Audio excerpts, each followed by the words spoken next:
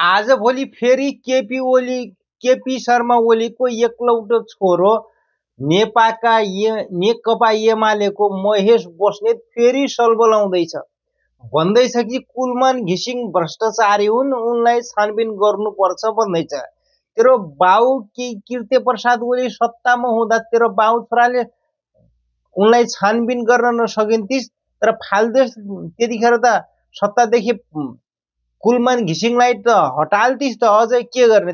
अब कानुनी कारबाही, अब छानबिन तेरो बाउ कीर्ति प्रसाद ओली मरेपछि हुन्छ। त स्वर्ग पनि गएको थिइनस्, नर्कै थिइस्। अनि तेरो बाउको सरकार हुँदा छानबिन गर्न सकेन भनेपछि अब तेरो बाउ त्यही कीर्ति प्रसाद ओली मरेखेर मात्रै कुलमान घिसिङको छानबिन हुन्छ। अनि 5 वर्षसम्म शोभा पाठकसँग सुत्दा सुतेर हत्यारा अनि बलात्कारी 5 वर्षसम्म तपै हुने, 5 वर्षसम्म अरू कोही हुने। जब एउटा शोभा पाठकलाई त एउटा आँखामा आँखा जुदाएर कुरा गर्न सक्दछ भन्ने, देश चलाउने त जस्ताले केही गर्न सक्छु भन्ने कसैले पत्याउँछ? कसैले पत्याउँदैन।